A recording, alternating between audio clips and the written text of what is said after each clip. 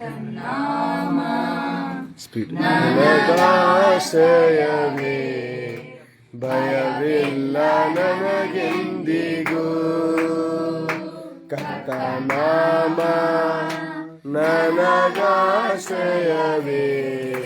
ಭಯವಿಲ್ಲ ನನಗೆಂದಿಗೂ. ಯೆಹೋವಾ ಈರೇ, ಎಲ್ಲವ ನೋಡಿಕೊಳ್ಳುವ ಯೆಹೋವಾ ಈರೇ, ಎಲ್ಲವನ್ನು ನೋಡಿಕೊಳ್ಳುವ, ಅಗತ್ಯವೆಲ್ಲ ಪೂರೈಸುವನು, ನಮ್ಮ ಅಗತ್ಯವೆಲ್ಲ ಪೂರೈಸುವನು. ಕರ್ತನಾಮ ನನಗಾಶ್ರಯವೇ, ಭಯವಿಲ್ಲ ನನಗೆಂದಿಗೂ. ಕರ್ತನಾಮ ನನಗಾಶ್ರಯವೇ, ಭಯವಿಲ್ಲ ನನಗೆಂದಿಗೂ. ಯೆಹೋವಾ ಕೈಯೇ ಎಲ್ಲವೊಂದು ಜಯ ನೀಡುವ, ಯೆಹೋವಾ ಮೆಸ್ಸಿಯೇ, ಎಂದೆಂದು ಜಯ ನೀಡುವ. ಸೋಲಿಲ್ಲ ನನಗೆ, ಸೋಲಿಲ್ಲ, ಸೋಲಿಲ್ಲ ನನಗೆ, ಸೋಲಿಲ್ಲ. ಕರ್ತನಾಮ ನನಗಾಶ್ರಯವೇ, ಭಯವಿಲ್ಲ ನನಗೆಂದಿಗೂ. ಕರ್ತನಾಮ ನನಗಾಶ್ರಯವೇ, ಭಯವಿಲ್ಲ ನನಗೆಂದಿಗೂ. ರೂಫಾ ಆರೋಗ್ಯದಾಯಕನೇ, ಯೆಹೋವಾ ರಾಫಾ ಆರೋಗ್ಯದಾಯಕನೇ, ಗುಣವಾದೆವು ಯೇಸು ಗಾಯದಿಂದ, ಗುಣವಾದೆವು ಯೇಸು ಗಾಯದಿಂದ. ಕರ್ತನಾಮ ನನಗಾಶ್ರಯವೇ, ಭಯವಿಲ್ಲ ನನಗೆಂದಿಗೂ. ಕರ್ತನಾಮ ನನಗಾಶ್ರಯವೇ, ಭಯವಿಲ್ಲ ನನಗೆಂದಿಗೂ. ಯೆಹೋವಾ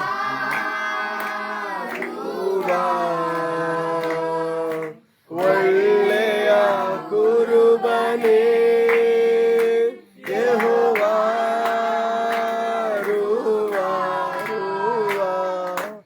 ಒಳ್ಳೆಯ ಕುರುಬನೇ.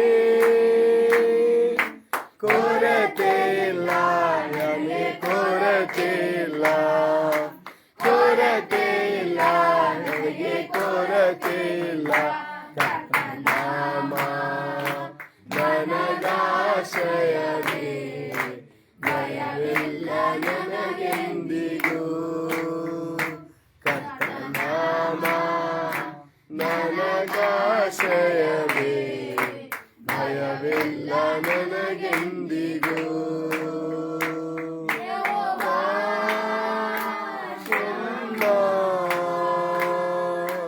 ಜೊತೆಯಲ್ಲಿ ಇರುವನು, ಯೆಹೋವಾ ಶಮ್ಮ ಶಮ್ಮ, ಜೊತೆಯಲ್ಲಿ ಇರುವನು,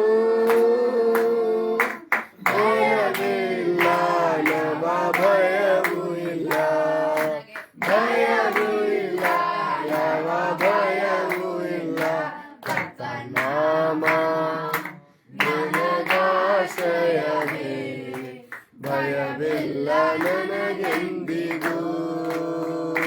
ಕರ್ತನಾಮ ನನಗಾಶ್ರಯವೇ, ಭಯವಿಲ್ಲ ನನಗೆಂದಿಗೂ. ಇಲ್ಲ ನನಗೆಂದಿಗೂ. ಹೌದರ ಆತನು ನಮ್ಮೊಂದಿಗಿದ್ದರೆ, ಆತನ ಪ್ರೀತಿ ನಮ್ಮೊಂದಿಗಿದ್ದರೆ ನಮಗೆ ಯಾವ ಕೊಯ್ಲುಗಳು ನಮಗೆ ಮುಟ್ಟಲಾರದು. ಯಾಕಂದರೆ ಅಂತ ಪ್ರೀತಿಯನ್ನಿಟ್ಟು ನಮ್ಮನ್ನು ಯಾವಾಗಲೂ ಆತನ ಪ್ರೀತಿಯ ರೆಕ್ಕೆಗಳಲ್ಲೇ ನಮ್ಮನ್ನು ಕಾದು ಕಾಪಾಡುತ್ತಾ ಬಂದಿದ್ದಾನೆ. ನಮಗೆ ಯಾವುದೇ ಕೊರತೆ ಇರುವುದಿಲ್ಲ, ಯಾವುದೇ ಭಯವೂ ಇರುವುದಿಲ್ಲ. ಯಾಕಂದರೆ ನಮ್ಮ ದೇವರು ಸರ್ವಶಕ್ತನಾದ ದೇವರಾಗಿದ್ದಾನೆ. ನಾವು ಕೊನೆಯದಾಗಿ ಪ್ರಾರ್ಥನೆ ಮಾಡಿಕೊಳ್ಳುತ್ತಾ ಮುಗಿಸ್ಕೊಳ್ಳೋಣ. ಪರಲೋಕದ ತಂದೆ ಕರ್ತನೆ, ತಂದೆ ದೇವರ ಕರ್ತನೆಪ್ಪ, ಕರ್ತನೆ ನೀವು ಒಂದು ಕುಟುಂಬದ ಹೊರಗಾಗಲಿ ಆಶೀರ್ವಾದ ಉಂಟಾಗಲಿ ಎಂದು ಹೇಳಿದ್ದೀನಿ ಅಪ್ಪ. ಕರ್ತನೆ ಮನೆಯನ್ನು ಕರ್ತನೆ ಅಪ್ಪ, ನಿಮ್ಮ ಆತ್ಮೆಯಿಂದ ತುಂಬಿರಿ ಕರ್ತನೆ, ಆಶೀರ್ವಾದಿಸಿ ಮುಂದೆ ನಡೆಸಿರಪ್ಪ.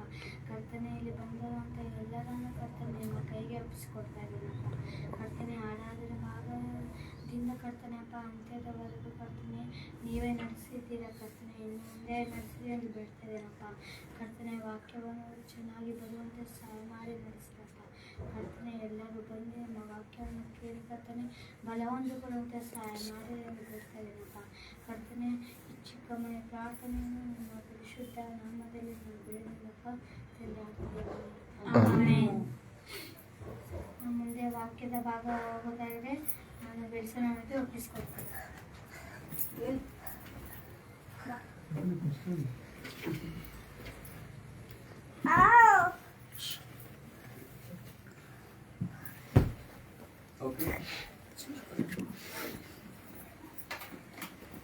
ದೇವರ ಪರಿಶುದ್ಧವಾದಂಥ ನಾಮಕ್ಕೆ ಮಹಿಮೆ ಉಂಟಾಗಲಿ.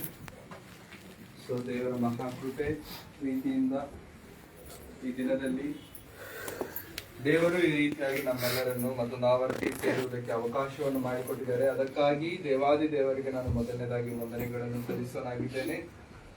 ಈ ರೀತಿಯಾಗಿ ಈ ಕುಟುಂಬಕ್ಕೆ ನಾವೆಲ್ಲರೂ ಸೇರಿ ಬಂದು ದೇವರ ಮಾತುಗಳನ್ನು ಕೇಳಲಿಕ್ಕೆ ಅವಕಾಶ ಮಾಡಿಕೊಟ್ಟಂತ ಕುಟುಂಬ ಸದಸ್ಯರಿಗೂ ಸಹ ನಾನು ವಂದನೆಗಳನ್ನು ಸಲ್ಲಿಸುತ್ತಾ, ನಿಜವಾಗಲೂ ತುಂಬಾ ಸಂತೋಷಕರವಾದಂತ ದಿನ, ತುಂಬಾ ಆನಂದಕರವಾದಂತ ದಿನ. ಯಾಕಂತಂದ್ರೆ ನಮ್ಮ ಬದುಕಿನಲ್ಲಿ ನಾವು ಎಷ್ಟು ವರ್ಷಗಳ ಕಾಲ ಬದುಕಿದ್ದೇವೆ ಅಂತ ನಮಗೊಂದು ಲೆಕ್ಕ ಇರಬೇಕು.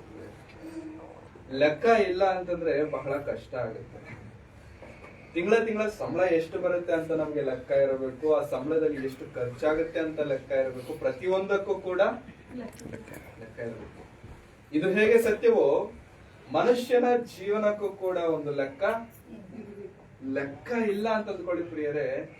ಏನಾಗ್ತಿದೆಯೋ ನಮಗೆ ಗೊತ್ತಾಗಲ್ಲ. ನಮ್ಮ ಜೀವನದಲ್ಲಿ ನಮ್ಮ ಕೈಗೆ ಕಾಸು ಎಷ್ಟು ಬರ್ತಿದೆ ಗೊತ್ತಾಗ್ತಿಲ್ಲ, ಕೈಯಿಂದ ಕಾಸು ಎಷ್ಟು ಖರ್ಚಾಗ್ತಿದೆ ಗೊತ್ತಾಗ್ತಿಲ್ಲ ಅಂತ ಅಂದ್ಕೊಳ್ಳಿ.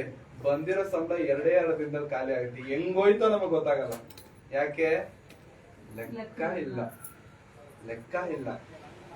ನಮಗ್ ಬರೋ 10-20 ಸಾವಿರನೇ ನಾವು ಅಷ್ಟೊಂದು ಲೆಕ್ಕ ಮಾಡಿ ಖರ್ಚು ಮಾಡ್ತಿರ್ಬೇಕಾದ್ರೆ ಪ್ರಿಯರೇ, ಇದು ಜೀವನ, ಇದು ಬದುಕು, ಇದು ಉಸಿರು. 60-70 ವರ್ಷಗಳ ಕಾಲ ಇರುವಂತ ಈ ಜೀವನವನ್ನು ಸಹ ಪ್ರಿಯರೇ ತುಂಬಾ ಚೆನ್ನಾಗಿ ಲೆಕ್ಕ ಹಾಕೊಂಡು ನಾವು ಖರ್ಚು ಮಾಡಬೇಕು.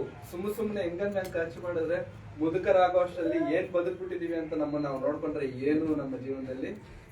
ಹಾಗಾಗಿ ಈ ದಿನದಲ್ಲಿ ಹೊಸ ವರ್ಷಕ್ಕೆ ಹೆಜ್ಜೆ ಇಡ್ತಿದ್ದಾರೆ. ನಮ್ಮ ಮಧ್ಯದಲ್ಲಿರುವಂತಹ ಆದೇಶನ ನಾವು ನಿಜವಾಗ್ಲೂ ಇಷ್ಟು ವರ್ಷಗಳ ಕಾಲ ದೇವರವರನ್ನ ಕಾಪಾಡಿದ್ದಾರೆ. ಅದಕ್ಕಾಗಿ ದೇವರಿಗೆ ವಂದನೆಗಳನ್ನು ಸಲ್ಲಿಸುತ್ತಾ ಈ ದಿನದಲ್ಲಿ ಅಣ್ಣನ ಹುಟ್ಟುಹಬ್ಬದ ಪ್ರಯುಕ್ತ ಒಂದು ಒಳ್ಳೆ ಸಂದೇಶವನ್ನು ನಾವು ಕೇಳೋದಕ್ಕೆ ನಾವು ಸಿದ್ಧರಾಗೋಣ. ದೇವರ ಕೃಪೆಯಿಂದ ಒಂದು ಚಿಕ್ಕ ಪ್ರಾರ್ಥನೆ ಮಾಡಿಕೊಂಡು ಎಲ್ಲ ತಲೆಗಳನ್ನು ಬಾಗಿಸುವುದಾದರೆ ಚಿಕ್ಕ ಪ್ರಾರ್ಥನೆ.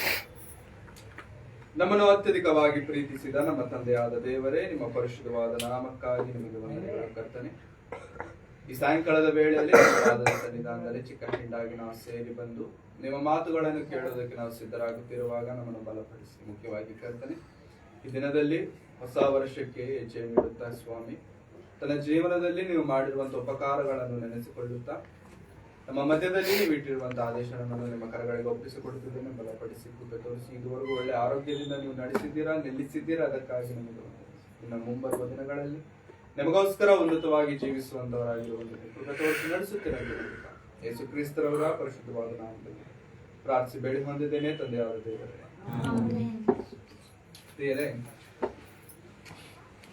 ನಾವಾಗಲೇ ಮಾತನಾಡಿಕೊಂಡ ಹಾಗೆ ಮನುಷ್ಯನ ಜೀವನ ಬಹಳ ಶ್ರೇಷ್ಠವಾದದ್ದು.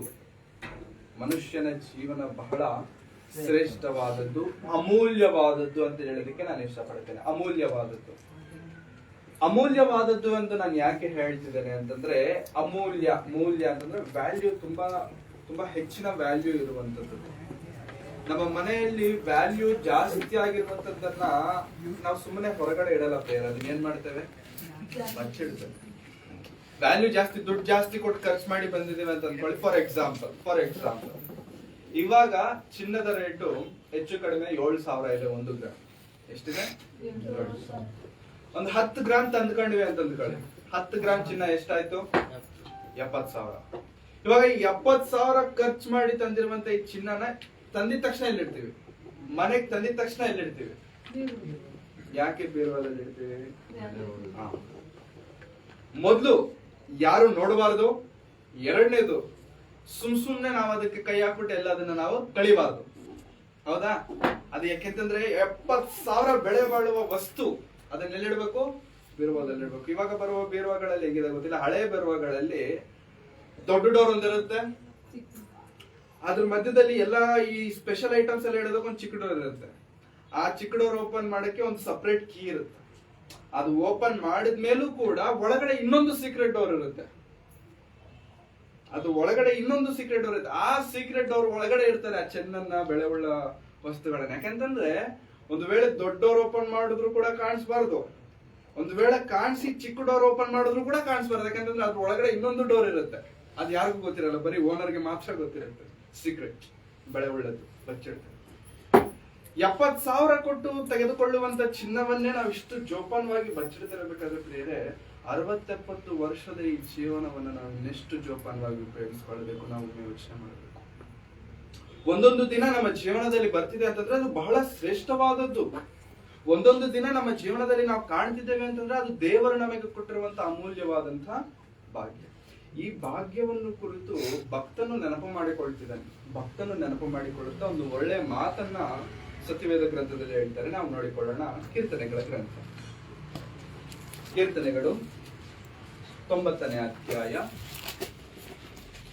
ಕೀರ್ತನೆಗಳು 90ನೇ ಅಧ್ಯಾಯದಲ್ಲಿ ಭಕ್ತನಾದಂತ ಮೋಶೆರವರ ಕೀರ್ತನೆ ಇದು. 90ನೇ ಅಧ್ಯಾಯದ 12ನೇ ವಚನ. ನಮ್ಮ ದಿನಗಳು ಕೊಂಚವೇ ಎಂದು ಎಣಿಸಿಕೊಳ್ಳುವ ಹಾಗೆ ನಮಗೆ ಕಲಿಸು. ಆಗ ಜ್ಞಾನದ ಹೃದಯವನ್ನು ಪಡಕೊಳ್ಳುವೆವು. ಮೋಶೆರವರ ಕೀರ್ತನೆ ಹೇಗಿದೆ ಅಂತಂದ್ರೆ, ಮೋಶೆರವರು ದೇವರನ್ನ ಕೇಳುತ್ತಿರುವಂತಹ ಕೀರ್ತನೆ ಹೇಗಿದೆ ಅಂತಂದ್ರೆ, ನಮ್ಮ ದಿನಗಳು ಕೊಂಚವೇ ಎಂದು ಎಣಿಸಿಕೊಳ್ಳುವ ಹಾಗೆ ನಮಗೆ ಕಲಿಸು. ನಮ್ಮ ದಿನಗಳು ಏನಂತೆ ಪ್ರಿಯರೇ? ಕೊಂಚವೇ. ಆ ಕೊಂಚವಾಗಿರುವಂತ ದಿನಗಳನ್ನ ಏನ್ ಮಾಡ್ಬೇಕಂತ ಹೇಳ್ತಿದ್ದಾರೆ? ಎಣಿಸಿಕೊಳ್ಳಬೇಕು. ಏನ್ ಮಾಡಬೇಕು? ಆ ದಿನಗಳನ್ನ ಎಣಿಸಿಕೊಳ್ಳಬೇಕು. For example, on an average, ಸಾಧಾರಣವಾಗಿ ಒಂದು ಮನುಷ್ಯ ಎಷ್ಟು ವರ್ಷಗಳ ಕಾಲ ಬದುಕ್ತಾರೆ? ಎಷ್ಟು ವರ್ಷ ಬದುಕಬಹುದು ಮನುಷ್ಯ? ಆನ್ ಅನ್ ಆವರೇಜ್ 60 ವರ್ಷ, 70, ಬಲ ಹೆಚ್ಚಿದರೆ ಜಾಸ್ತಿ ಅಂದ್ರೆ 70. 60 ವರ್ಷ, ಬಲ ಹೆಚ್ಚಿದರೆ 70 ಲಾಸ್ಟ್. 70 ವರ್ಷ ಬದುಕುತ್ತಿರುವಂತ ಈ ಮನುಷ್ಯನ ಜೀವನದಲ್ಲಿ 20ನೇ ವರ್ಷದ ಬರ್ಡೇ ಸೆಲೆಬ್ರೇಟ್ ಮಾಡ್ಕೊಳ್ತಿದ್ದಾನೆ ಅಂತ ಅಂದ್ಕೊಳ್ಳಿ. 20 ವರ್ಷದ ಬರ್ಡೇ ಫಾರ್ ಎಕ್ಸಾಂಪಲ್. ಅದ್ರ ಅರ್ಥ ಏನು? 70 ವರ್ಷ ಬದುಕುವಂತ ಮನುಷ್ಯನ ಜೀವನದಲ್ಲಿ 20 ವರ್ಷದ ಬರ್ಡೇ ಸೆಲೆಬ್ರೇಟ್ ಮಾಡ್ಕೊಳ್ತಿದ್ದಾನೆ ಅಂತಂದ್ರೆ ಅದನ್ನ ಲೆಕ್ಕ ಹಾಕಬೇಕಂತೆ.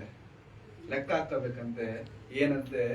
ಆ 70 ವರ್ಷದಲ್ಲಿ 20 ವರ್ಷ ಹೋಯ್ತು. ಇನ್ನೆಷ್ಟಿದೆ? 50.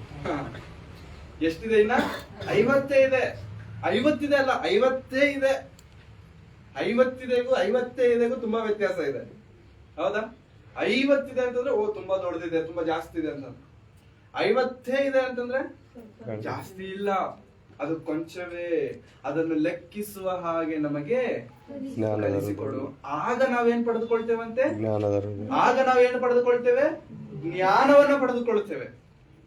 ನಮ್ಮ ದಿನಗಳನ್ನ ನಾವು ಲೆಕ್ಕ ಮಾಡ್ಕೊಳ್ಳೋದು ಕಳ್ಕೊಂಡ್ವ ಅಂತಂದ್ಕೊಳ್ಳಿ ಪ್ರಿಯರೇ, ಅವಾಗ ನಾವು ಬುದ್ಧಿ ಉಳ್ಳವರಾಗಿ ನಾವು ಜೀವಿಸ್ತೇವೆ.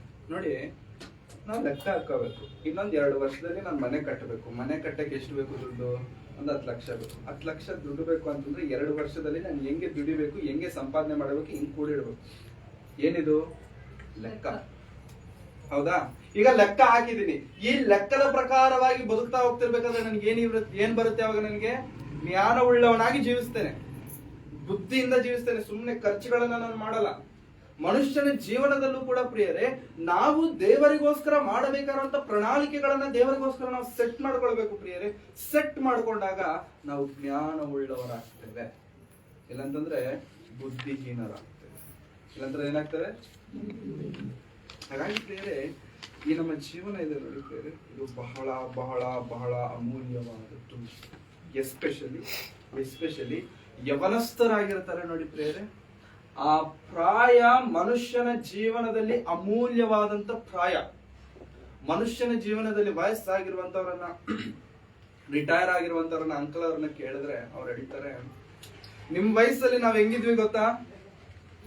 ಇವಾಗ ನಾವೇನಾದ್ರೂ ಜ್ವರ ಬಂದು ಮಲ್ಕೊಂಡ್ಬಿಟ್ರೆ, ನಮ್ಮ ವಯಸ್ಸಲ್ಲಿರುವಂತ ಜ್ವರ ಬಂದ್ ಮಾಡ್ಕೊಂಡು, ಕಾಲ್ ನೋವು ಬರ್ತಿದೆ, ತಲೆನೋವು ಬರ್ತಿದೆ, ಈ ತರ ಏನಾದ್ರು ಚಿಕ್ಕ ಪುಟ್ಟ ರೀಸನ್ಸ್ ನೋವು ಬರ್ತಿದೆ ಅಂತ, ಸೊಂಟ ನೋವು ಬರ್ತಿದೆ ಅಂತ ಏನಾದ್ರು ಆದ್ರೆ ಹೇಳಿದ್ವಿ ಅಂತ ಅವ್ರು ಇಮಿಡಿಯೇಟ್ ಆಗಿ, ನಿನ್ ವಯಸ್ಸಲ್ಲಿದ್ದಾಗ ನಾನು ಹೆಂಗಿದ್ದೆ ಗೊತ್ತಾ?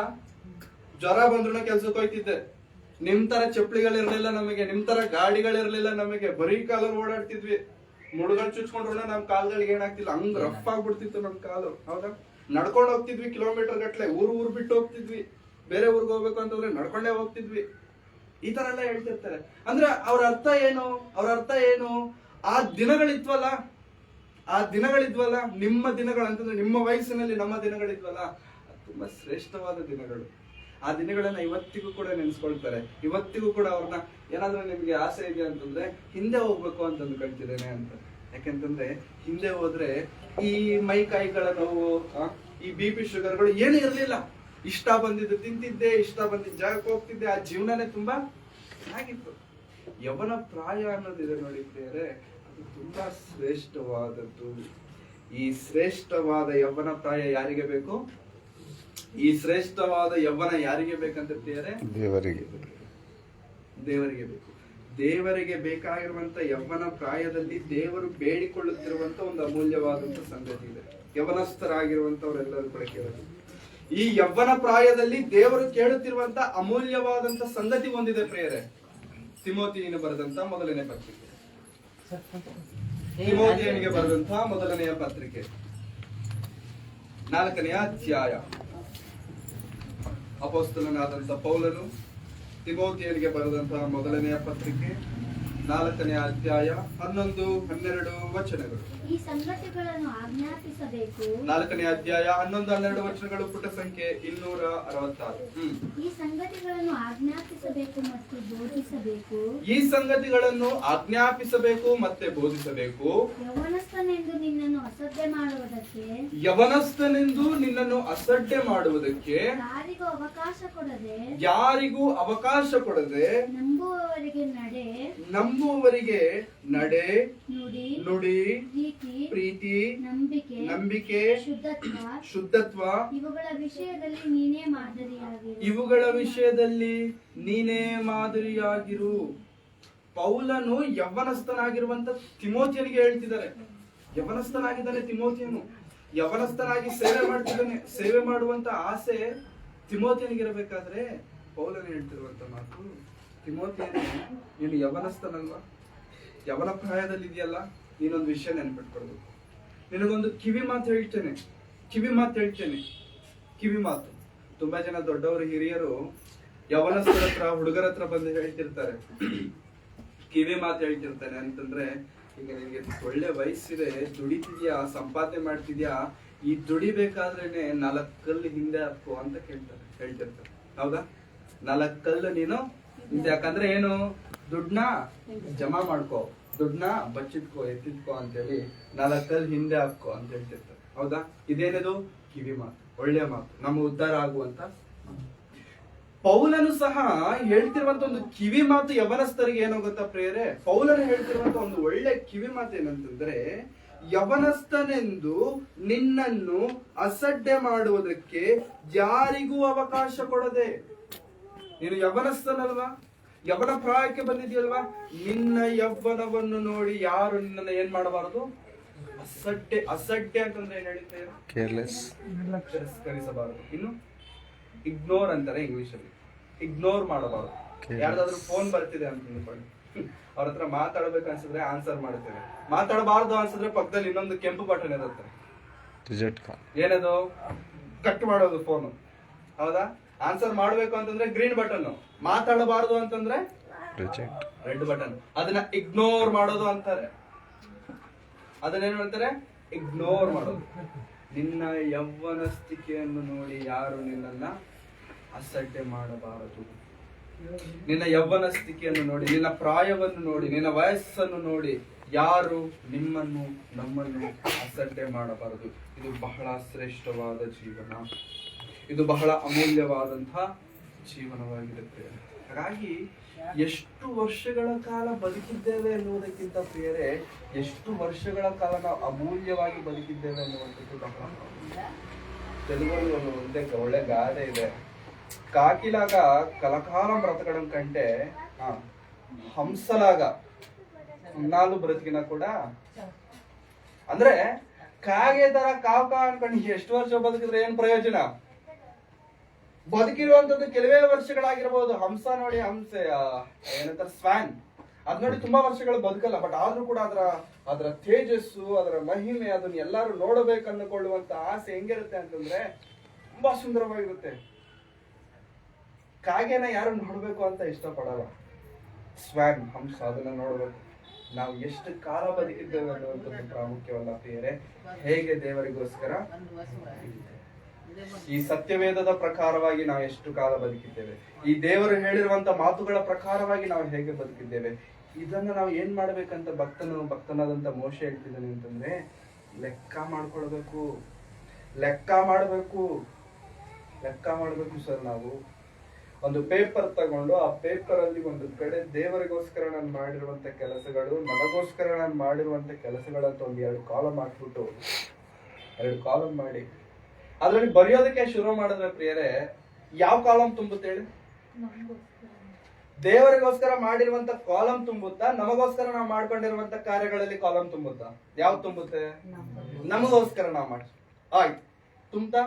ಚೆನ್ನಾಗಿದ್ಯಾ? Very good. ಈಗ ದೇವರಿಗೋಸ್ಕರ ನಾನು ಮಾಡಿರುವಂತ ಕೆಲಸಗಳ ಹತ್ರ ನಾವು ಪೆನ್ ಇಡೋಣ. ಏನ್ ಬರೀತೀವಿ? ನಮಗೋಸ್ಕರ ನಾವು ಮಾಡಿರುವಂತ ಕೆಲಸಗಳು ಏನೇನ್ ಬರೆದಿದೀವಿ ಅದರಲ್ಲಿ? ಕೆಲ್ಸಕ್ಕೆ ಹೋಗ್ತಿದ್ದೇನೆ ಯಾರಿಗೋಸ್ಕರ? ಮನೆ ಕಟ್ತಿದ್ದೇನೆ ಯಾರಿಗೋಸ್ಕರ? ಮದುವೆ ಮಾಡ್ಕೊಂಡಿದ್ದೇನೆ ಯಾರಿಗೋಸ್ಕರ? ಇನ್ನ ಮಕ್ಕಳಿಗೆ ಫೀಸ್ ಕಟ್ತಿದ್ದೇನೆ ಯಾರಿಗೋಸ್ಕರ? ಇದೆಲ್ಲ ಲೆಕ್ಕ ಹಾಕಿದ್ರೆ ಯಾರಿಗೋಸ್ಕರ? ಎಲ್ಲ ನಮಗೋಸ್ಕರ. ಇವಾಗ ದೇವರಿಗೋಸ್ಕರ ಬೈಬಲ್ ಹಿಡಿದ ನಂತರ, ಸತ್ಯವೇದವನ್ನು ಹಿಡಿದ ನಂತರ, ಸಭೆಗೆ ಬಂದ ನಂತರ, ದೇವರನ್ನ ನಂಬಿಕೊಂಡ ನಂತರದಿಂದ ನಾನು ದೇವರಿಗೋಸ್ಕರ ಮಾಡಿರುವಂತ ಕೆಲಸಗಳೇನು ಅಂತ ಒಂದು ವೇಳೆ ಬರೆಯೋದಕ್ಕೆ ಶುರು ಮಾಡಿದ್ರೆ ಪ್ರಿಯರೇ, ಏನಾದ್ರು ಇದಾವ ಬರೀಲಿಕ್ಕೆ? ಏನಾದ್ರು ಮಾಡಿದೇವೆ ದೇವರಿಗೋಸ್ಕರ ಬರೀಲಿಕ್ಕೆ ಪ್ರಿಯರೇ?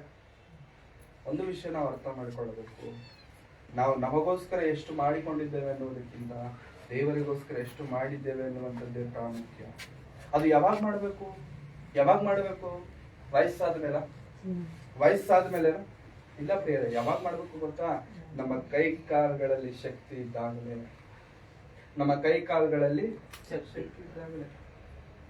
ನಮಗೆ ವಯಸ್ಸಾಯ್ತು ಅಂತ ಅಂದ್ಕೊಳ್ಳಿ, ಏನು ಮಾಡಕ್ಕಾಗಲ್ಲ, ನಮ್ ಕೆಲ್ಸನೇ ನಾವ್ ಮಾಡ್ಕೊಳಕ್ಕಾಗಲ್ಲ. ವಯಸ್ಸಾದವ್ರು ಇರ್ತಾರೆ ನೋಡಿ, ಕೇಳಿ ಅವ್ರು ಹೇಳ್ತಾರೆ, ನಮ್ ಕೆಲ್ಸಗಳೇ ನಾವ್ ಮಾಡ್ಕೊಳಕ್ಕಾಗಲ್ಲ, ಸೊಂಟ ನೋವು ಅಂತಾರೆ, ತುಂಬಾ ಕೂತ್ಕೊಳಕ್ಕಾಗಲ್ಲ, ತುಂಬ ನಿಂತ್ಕೊಳಕ್ಕಾಗಲ್ಲ, ಏನು ಮಾಡಕ್ಕಾಗಲ್ಲ. ಅಂತ ಸ್ಥಿತಿಯಲ್ಲಿ ಇರಬೇಕಾದ್ರೆ ದೇವರಿಗೋಸ್ಕರ ನಾವು ಮಾಡಬೇಕಾಗಿರುವಂಥದ್ದು ಯಾವಾಗ ಗೊತ್ತಾ ಪ್ರಿಯರೇ? ನಮಗೆ ಯೌವನ ಪ್ರಾಯದಲ್ಲಿರಬೇಕಾದ್ರೆ. ಹಾಗಾಗಿ ಪ್ರಿಯರೇ, ಒಂದು ವೇಳೆ ನಮ್ಮ ಯೌವನವನ್ನ ನಾವು ಕಳ್ಕೊಂಡ್ಬಿಟ್ಟಿದ್ದೇವ, ಇವಾಗ ನನ್ನ ಕೈಯಿಂದ ಮಾಡ್ಲಿಕ್ಕೆ ಆಗ್ತಿಲ್ಲ ಅಂತಿದ್ಯಾ, ಆದ್ರೆ ನಮ್ಮ ಮಕ್ಕಳು ಯೌವನಸ್ಥರ ಪ್ರಾಯದಲ್ಲಿದ್ದಾರಲ್ಲ, ಅವರನ್ನ ದೇವರಿಗೋಸ್ಕರ ನಿಲ್ಲಿಸೋಣ, ಅವರನ್ನ ದೇವರಿಗೋಸ್ಕರ ಕಳಿಸೋಣ, ಅವರನ್ನ ದೇವರ ಕೆಲಸದಲ್ಲಿ ನಾವು ಮುಂದಕ್ಕೆ ನಡೆಸೋರಾಗಿರೋಣ. ಅದು ತುಂಬಾ ಶ್ರೇಷ್ಠ ಭಾಗ್ಯ. ನಮ್ಮ ದಿನಗಳು ಕೊಂಚವೇ ಎಂದು ಲೆಕ್ಕಿಸಿಕೊಳ್ಳುವುದು ನಮಗೆ ಕಳಿಸಿಕೊಡು, ಆಗ ನಾವು ಜ್ಞಾನದ ಹೃದಯವನ್ನು ಪಡೆದುಕೊಳ್ಳುವುದು. ರೋಮಾಪುರದವರಿಗೆ ಬರೆದಂತ ಪತ್ರಿಕೆ 6ನೇ ಅಧ್ಯಾಯ 6ನೇ 12, 13 ವಚನಗಳು. ಹೀಗಿರುವುದರಿಂದ ಸಾಯತಕ್ಕ ನಿಮ್ಮ ದೇಹದ ಮೇಲೆ ಪಾಪವನ್ನು ಆಳಗೊಳಿಸಿ ನೀವು ದೇಹದ ದುರಾಶೆಗಳಿಗೆ ಒಳಪಡಬೇಡಿರಿ. ಇದು ಮಾತ್ರವಲ್ಲದೆ ನೀವು ನಿಮ್ಮ ಅಂಗಗಳನ್ನು ಪಾಪಕ್ಕೆ ಒಪ್ಪಿಸುವವರಾಗಿದ್ದು ದುಷ್ಟತ್ವವನ್ನು ನಡೆಸುವ ಸಾಧನಗಳಾಗ ಮಾಡಬೇಡಿರಿ. ಆದರೆ ಸತ್ತವರೊಳಗಿಂದ ಜೀವಿತರಾಗಿರಲಾಗಿ ನಿಮ್ಮನ್ನು ದೇವರಿಗೆ ಒಪ್ಪಿಸಿಕೊಟ್ಟು ನಿಮ್ಮ ಅಂಗಗಳನ್ನು ನೀತಿ ಕೃತ್ಯಗಳನ್ನು ನಡೆಸುವ ಸಾಧನಗಳನ್ನಾಗಿ ಆತನಿಗೆ ಸಮರ್ಪಿಸಿರಿ. ನಮ್ಮ ಅಂಗಗಳನ್ನ ಯಾರಿಗೆ ಸಮರ್ಪಿಸಬೇಕಂತೆ? ದೇವರಿಗೆ. ನಮಗೋಸ್ಕರ ಪ್ರಾಣ ಕೊಟ್ಟ ಆತನಿಗೆ, ನಮಗೋಸ್ಕರ ಮೃತ್ಯುಂಜಯನಾಗಿ ಎದ್ದು ಬಂದ ಆತನಿಗೆ ನಮ್ಮ ದೇಹಗಳನ್ನು, ನಮ್ಮ ಅಂಗಗಳನ್ನು ನಾವು ಸಮರ್ಪಿಸಬೇಕು. ಯಾಕೆ ಪ್ರಿಯರೇ, ಈ ನಮ್ಮ ಜೀವನ ತುಂಬಾ ಅಮೂಲ್ಯವಾದಂತ ಜೀವನ, ಬೆಳೆಯುಳ್ಳ ಜೀವನ. ಈ ಫೇಸ್ಬುಕ್ ಗಳಲ್ಲಿ, ಇನ್ಸ್ಟಾಗ್ರಾಮ್ ಗಳಲ್ಲಿ ಕೆಲವೊಂದು ರೀಲ್ಸ್ ಬರ್ತವೆ. ಆ ರೀಲ್ಸ್ ಅಲ್ಲಿ ಒಂದು ವ್ಯಕ್ತಿ ಒಂದು ವ್ಯಕ್ತಿ ಸಿಗರೆಟ್ ಸೇರ್ಕೊಂಡು, ಗಾಂಜಾ ಹೊಡ್ಕೊಂಡು, ಕುಡ್ಕೊಂಡು, ಇಷ್ಟ ಬಂದಂಗೆ ಬದುಕುತ್ತಿರುವಂತ ವ್ಯಕ್ತಿ ಯೇಸು ಸ್ವಾಮಿನ ನಂಬಿಕೊಂಡು, ಯೇಸು ಸ್ವಾಮಿನ ತಿಳಿದುಕೊಂಡು, ಬೈಬಲ್ ಹಿಡ್ಕೊಂಡು ಊರೂರಿಗೆ ಹೋಗ್ಬಿಟ್ಟು, ಗಲ್ಲಿಗಳಿಗೆ ಹೋಗ್ಬಿಟ್ಟು ಸುವಾರ್ತೆ ಸಾರ್ತಿದ್ದಾರೆ. ಯವನಸ್ಥನು ಹೆಂಗಿದ್ದ ಅಂತಂದ್ರೆ ಭಯಂಕರ ಘೋರವಾದಂತ ಪರಿಸ್ಥಿತಿಗಳಲ್ಲಿದ್ದ ವ್ಯಕ್ತಿ ಯೇಸು ಸ್ವಾಮಿ ವಾಕ್ಯಗಳನ್ನು ಕೇಳಿ, ಆತನ ಮಾತುಗಳನ್ನು ಕೇಳಿ, ಮಾರ್ಪಾಟು ಹೊಂದಿ, ದೀಕ್ಷಾ ಸ್ಥಾನವನ್ನು ಪಡೆದುಕೊಂಡು, ಇದೆಲ್ಲ ಜೀವನ ಅಂತ ಅರ್ಥಿಕೊಂಡು, ದೇವರಿಗೋಸ್ಕರ ಅನೇಕ ಗ್ರಾಮಗಳಿಗೆ, ಊರುಗಳಿಗೆ, ವ್ಯಕ್ತಿಗಳಿಗೆ ಹತ್ರ ಹೋಗಿ ದೇವರ ವಾಕ್ಯವನ್ನು ಹೇಳ್ತಿದ್ದಾರೆ, ನಂಬ್ಕೊಳ್ಳಿ ಯೇಸು ಸ್ವಾಮಿನ, ನಂಬ್ಕೊಳ್ಳಿ ಯೇಸು ಸ್ವಾಮಿ. ಆದರೆ ಈ ತರ ಇರುವಂತ ಯವನಸ್ಥರು ಕ್ರೈಸ್ತ ಸಮಾಜದಲ್ಲಿ ಕೇವಲ 1% ಇದ್ದಾರೆ ಪ್ರಿಯರೇ. 99% ಯವನಸ್ಥರು ಹೇಗಿದ್ದಾರೆ ಗೊತ್ತಾ ಪ್ರಿಯರೇ? ನಂಬಿಕೊಂಡಂತ ದೇವರಿಂದ ದೂರವಾಗಿ, ಸತ್ತು ನಮಗೋಸ್ಕರ ಪ್ರಾಣ ಕೊಟ್ಟಂತ ಕರ್ತನಿಂದ ದೂರವಾಗಿ, ಹಾಳಾಗುವಂತ ಲೋಕದ ಆ ಒಂದು ಆಸೆಗಳಿಗೆ ಹತ್ತಿರ ಆಗುತ್ತಿರುವಂತ ಸ್ಥಿತಿಗತಿಗಳಲ್ಲಿ ಇವತ್ತಿನ ದಿನಗಳಲ್ಲಿರುವಂತ ಕ್ರೈಸ್ತ ಯವನಸ್ಥರು. ಅದು ಬೇಡ ಅಂತ ಬಿಟ್ಟು ಬಂದು ದೇವರ ಹತ್ರ ಬರುತ್ತಿರುವಂತವ್ರು ಕೆಲವರಾದರೆ, ಇದು ಬೇಡ, ದೇವರೇ ಬೇಡ ನನಗೆ ಅಂತ ಹೇಳಿ ದೇವರನ್ನ ಬಿಟ್ಟು ಲೋಕಕ್ಕೆ ಹೋಗುತ್ತಿರುವಂತವರು ಅನೇಕರು. ಹಾಗೆ ಪ್ರಿಯರೇ, ನಮ್ಮ ಜೀವನದ ಶ್ರೇಷ್ಠತೆ ಏನು? ನಮ್ಮ ಜೀವನದ ಕಾರಣ ಏನು? ಸುಮ್ಮನೆ ಬಂದ್ಬಿಟ್ಟಿದೀವ? ಸುಮ್ಮನೆ ಬಂದು ಬದುಕ್ಬಿಟ್ಟು, ನಮಗೆ ಇಷ್ಟ ಬಂದಂಗೆ ಬದುಕ್ಬಿಟ್ಟು, ಕುಡ್ಕೊಂಡು, ಹಂಗ್ ಮಾಡ್ಕೊಂಡು, ಹಿಂಗ್ ಮಾಡ್ಕೊಂಡು ಸತ್ತ ಮೇಲೆ ಎಲ್ಲೋ ಒಂದ್ ಕಡೆ ಹೋಗ್ಬಿಡ್ತೇವೆ? ಇಲ್ಲ ಪ್ರಿಯರೇ, ಇಲ್ಲ. ಹೀಗೆ ಬದುಕೋದಕ್ಕೆ ಈ ಜೀವನವನ್ನ ದೇವರು ನಮಗೆ ಕೊಟ್ಟಿಲ್ಲ. ನಮ್ಮ ಜೀವನಕ್ಕೆ ಒಂದು ಕಾರಣವಿದೆ, ನಮ್ಮ ಜೀವನಕ್ಕೆ ಒಂದು ಅರ್ಥವಿದೆ. ನಮ್ಮ ಮನೆ ಮುಂದೆ ಇರುವಂತ ನಾಯಿ, ಯಾಕೆ ಸರ್ ನಮಗೆ ನಾಯಿ ಬೇಕಾ? ನಮಗೆ ನಾಯಿ ಏನ್ ಕೆಲಸ ಇದೆ ನಾಯಿಂದ? ಹೇಳಿ, ಏನ್ ಕೆಲಸ ಇದೆ ನಮ್ಗೆ ನಾಯಿ ಬೇಕಾ? ನಮ್ಗೆ ನಾಯಿ ಒಂದೆರಡು ದಿನ ಊಟ ಹಾಕಿ, ಅದಕ್ಕೆ ಒಂದೆರಡು ದಿನ ಊಟ ಹಾಕಿ, ನಿಮ್ಮಿಂದನೇ ಓಡ್ ಬರ್ತಿರುತ್ತೆ. ನಿಮ್ ಮನೆ ಸುತ್ತಲೇ ಓಡ್ತಿರುತ್ತೆ, ಹೌದಾ? ಆಮೇಲಿಂದ ನಿಮ್ ಮನೆಗೆ ಯಾರಾದ್ರೂ ಹೊಸ ಮುಖ ಕಾಣಿದ್ರೆ ಬೊಗಳುತ್ತೆ, ನಮ್ ಮನೆಗೆ ಯಾಕೆ ಬರ್ತಿದ್ಯಾ? ಅದು ಫಿಕ್ಸ್ ಆಗ್ಬಿಟ್ಟಿದೆ, ಇದು ನಮ್ಮನೆ ಅಂತ. ಅದು ಫಿಕ್ಸ್ ಆಗ್ಬಿಡುತ್ತೆ, ಇದು ನಮ್ಮನೆ ಅಂತ. ಅವಾಗ 2 ದಿನ ಹಾಕಿರುವಂತ ಊಟ ದಿನ ಪೂರ್ತಿ ಹಾಕ್ಬೇಕಾಗತ್ತೆ ಅವಾಗಿಂದ ಅದಕ್ಕೆ. ಯಾಕೆಂತಂದ್ರೆ ಇದು ನನ್ನದು ಅಂತ ಅಂತಾರೆ. ನಾಯಿ ಯಾರಿಗೋಸ್ಕರ? ಹೌದಾ? ನೋಡಿ ಎಷ್ಟು ಚೆನ್ನಾಗಿ ಮೀನುಗಳು ಅಕ್ವೇರಿಯಂ ಇಟ್ಟಿದ್ದಾರೆ. ಯಾಕೆ ಅದು? ಯಾಕೆ ಆ ನೀರು? ಯಾಕೆ ಆ ಕಲರು? ಯಾಕೆ ಆ ಮೀನುಗಳು? ಯಾಕೆ ನೋಡಿ, ಅದು ನೋಡಿದ ತಕ್ಷಣ ಒಂಥರ ಸಂತೋಷ ಆಗುತ್ತೆ, ಅದು ನೋಡಿದ ತಕ್ಷಣ ಒಂಥರ ಖುಷಿ ಆಗುತ್ತೆ, ಇನ್ನು ಸ್ವಲ್ಪ ನೋಡ್ಬೇಕು ಅನ್ಸುತ್ತೆ, ಹೌದಾ? ಯಾಕದು? ಕಾರಣ ಇಲ್ದಿರ ಇಲ್ಲ ಪ್ರಿಯರೇ, ಅದು ನಮಗೋಸ್ಕರ, ನಾವು ಸಂತೋಷವಾಗಿರುವುದಕ್ಕೋಸ್ಕರ. ಈ ಪ್ರಕೃತಿಯಲ್ಲಿ ನೀವು ಏನೇ ನೋಡಿ ಎಲ್ಲವೂ ಕೂಡ ಈಗ. ಮತ್ ನಾವು ಯಾರಿಗೋಸ್ಕರ ಸುಮ್ಮನೆ ಬಂದ್ಬಿಟ್ಟಿದ್ದೇವ? ಸುಮ್ಮನೆ ಬದುಕ್ಬಿಡ್ತಿದ್ದೇವ? ಸುಮ್ಮನೆ ಏನೋ ಮಾಡ್ಕೊಂಡು ಕಾಟಾಚಾರಕ್ಕೆ ಅದು ಮಾಡ್ಬೇಕು, ಇದು ಮಾಡ್ಬೇಕು, ಮದ್ವೆ ಆಗ್ಬೇಕು, ಮಕ್ಳು ಮಾಡ್ಬಿಡ್ಬೇಕು, ಮಕ್ಳಿಗೆ ಮದ್ವೆ ಮಾಡ್ಬಿಡ್ಬೇಕು, ಮಕ್ಳಿಗೆ ಮೊಮ್ಮಕ್ಕಳನ್ನ ಮಾಡ್ಬೇಕು, ಅವ್ರಿಗೆ ಮನೆ ಮಾಡ್ಬೇಕು, ಇದು ಮಾಡ್ಬೇಕು, ಇಷ್ಟೇನೇ ಜೀವನ? ಇಷ್ಟೇನಾ? ತುಂಬಾ ಜನ ಹೆಂಗ್ ಅನ್ಕೊಳ್ತಾರೆ ಗೊತ್ತಾ ಪ್ರಿಯರೇ, ಬಂದ್ಬಿಟ್ಟಿದ್ದೇನೆ, ಬದುಕೊಡ್ಬೇಕು, ಕಷ್ಟಗಳು ಬರ್ತವೆ, ಹಿಂಸೆಗಳು ಬರ್ತವೆ, ಮಕ್ಕಳ ಮದ್ವೆ ಮಾಡ್ಕೊಂಡ್ಬಿಡ್ಬೇಕು, ಮದ್ವೆ ಮಾಡಿದ್ಮೇಲೆ ಅವ್ರನ್ನ ಬೆಳೆಸ್ಬೇಕು, ಮೊಮ್ಮಕ್ಕಳನ್ನ ಮಾಡ್ಬೇಕು, ಮಕ್ಕಳನ್ನ ಮಾಡ್ಬಿಟ್ಟು ಅವ್ರನ್ನ ಓದಿಸ್ಬೇಕು. ಹಿಂಗೆ ಹಿಂಗೆ ಹಿಂಗೆ ಪ್ರಿಯರೇ, ಹಿಂಗೆ ಒಬ್ಬ ದೇವ್ರ ಹತ್ರ ಹೋಗಿ ನಿಂತ್ಕೊಂಡಂತೆ, ದೇವ್ರ ಹತ್ರ ಹೋಗ್ಬಿಟ್ಟು ನಿಂತ್ಕೊಂಡು ದೇವ್ರನ್ನ ಕೇಳ್ತಿದ್ದಾನಂತೆ, ಏನ್ ದೇವ್ರೆ ಇಷ್ಟು ಬೇಗ ನನ್ನನ್ನ ಕರೆದುಬಿಟ್ಟೆ ಅಂತ. ಏನ್ ದೇವ್ರೆ ನನ್ನನ್ನ ಇಷ್ಟು ಬೇಗ ಕರೆದುಬಿಟ್ಟೆ ಅಂತ ಹೇಳ್ತಾರೆ. ಅವಾಗ ದೇವ್ರು ಕೇಳ್ತಾನೆ, ನೀನ್ ಏನ್ ಮಾಡಿದೆ ಭೂಮಿ ಮೇಲೆ ಹೇಳು ಅಂತ. ನೀನ್ ಭೂಮಿ ಮೇಲೆ ಇಷ್ಟು 60 ವರ್ಷ ನಿನ್ನ ಕೊಟ್ಟಿದ್ದೀನಲ್ಲ, 60 ವರ್ಷದಲ್ಲಿ ನೀನ್ ಏನ್ ಮಾಡಿದ್ಯಾ ಹೇಳು ನನಗೆ ಅಂತ ದೇವ್ರ ಲೆಕ್ಕ ಕೇಳಿದಾಗ ಅವ್ನು ಹೇಳಕ್ ಶುರು ಮಾಡಿದ.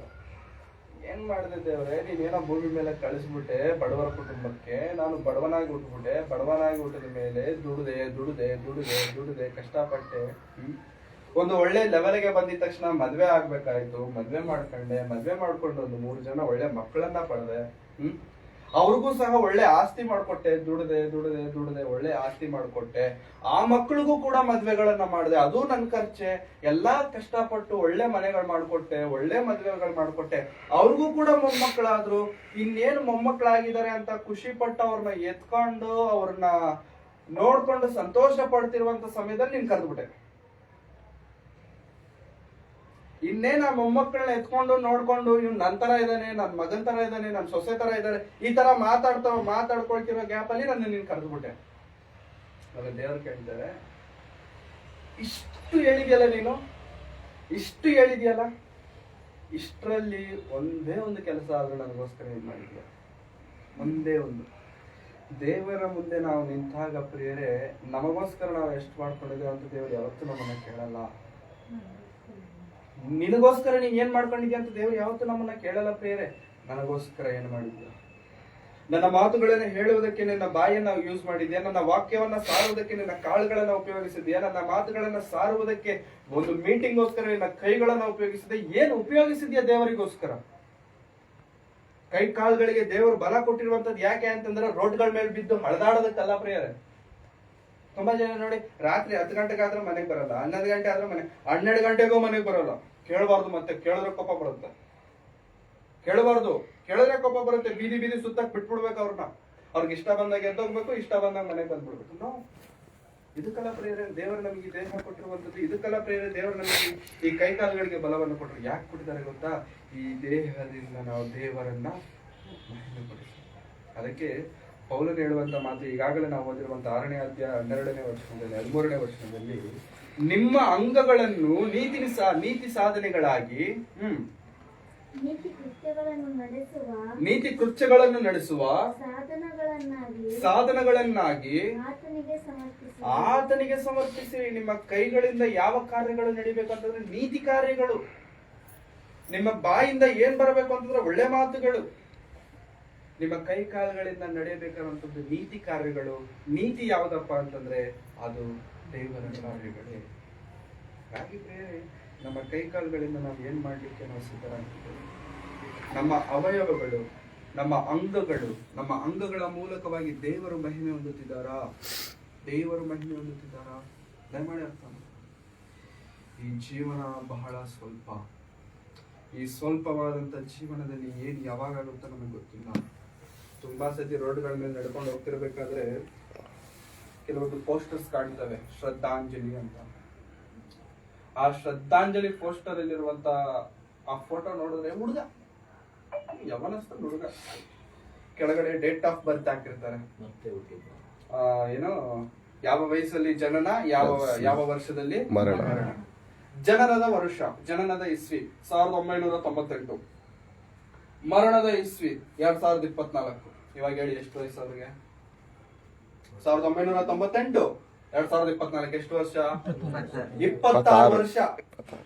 26 ವರ್ಷ ಸಾಯೋ ವರ್ಷನೇನಾ? ಸಾಯೋ ವಯಸ್ಸೇನಾ? ನನಗೆ ಗೊತ್ತಿರುವಂತ ಒಂದು ಸ್ನೇಹಿತನಿದ್ದಾನೆ ಬೇರೆ. ಆ ಹುಡುಗನ ಊರು ಬಂದು ದಾವಣಗೆರೆ. ಆ ಹುಡುಗನ ಹೆಸರು ಸಮೀರ್ ಅಂತ ಹೇಳಿ, ನನ್ನ ಜೊತೆ ಕೆಲಸ ಮಾಡ್ತಿರುವಂತ ಹುಡುಗ. ಮೊನ್ನೆ ನನಗೆ ಗೊತ್ತಿರುವಂತ ಇನ್ನೊಂದು ಸ್ನೇಹಿತ ಒಂದು ಫೋಟೋ, ಅವನ ಫೋಟೋ ಹಾಕ್ಬಿಟ್ಟು ಕೆಳಗಡೆ RIP ಮಿಸ್ ಯು ಅಂತ ಹಾಕ್ಲ. RIP ಮಿಸ್ ಯು ಅಂತ ಹಾಕಿದ. ವಯಸ್ಸು ಎಷ್ಟು ಗೊತ್ತಾ ಪ್ರಿಯರೇ? 22 ಅಥವಾ 23 ವರ್ಷ. 22 ಅಥವಾ 23 ವರ್ಷ ಅಷ್ಟೇ. ಅವ್ನಿಗೆ ಫೋನ್ ಮಾಡಿ ಕೇಳಿದೆ ಏನಾಯ್ತು ಅಂತ ಕೇಳಿದ್ರೆ ಆ ಹುಡುಗ ಹೇಳ್ತಾನೆ ಹಾರ್ಟ್ ಅಟ್ಯಾಕ್. ಎಷ್ಟ ಏನೋ ವಯಸ್ಸೆಷ್ಟು? 23 ಅಷ್ಟೇ ಸರ್. 23 ವರ್ಷಕ್ಕೆ ಹಾರ್ಟ್ ಅಟ್ಯಾಕ್ ಅಂತಂದ್ರೆ ನಂಬಕ್ಕಾಗಿಲ್ಲ. 23 ವರ್ಷಕ್ಕೆ ಹಾರ್ಟ್ ಅಟ್ಯಾಕ್. 70 ವರ್ಷನೋ 60 ವರ್ಷನೋ ಹೋಗ್ಲಿ, 45-50 ವರ್ಷ ಹಾರ್ಟ್ ಅಟ್ಯಾಕ್ ಸರಿ ಆಯ್ತು, 50 ವರ್ಷ ವಯಸ್ಸಾಗುದಿದೆ ಅಂತ. 22-23 ವರ್ಷ ಹುಡುಗನಿಗೆ ಹಾರ್ಟ್ ಅಟ್ಯಾಕ್ ಬಂದು ಸಾಯೋದೇನು, ಪ್ರಾಣ ಬಿಡೋದೇನು? ನಮ್ಮ ಜೀವನ ಯಾವಾಗ ಮುಗಿದೋಗುತ್ತೋ ನಮಗೆ ಗೊತ್ತಿಲ್ಲ ಪ್ರಿಯರೇ. ಮರಣಕ್ಕೆ ವಯಸ್ಸಿನ ಜೊತೆಗೆ ಸಂಬಂಧವಿಲ್ಲ.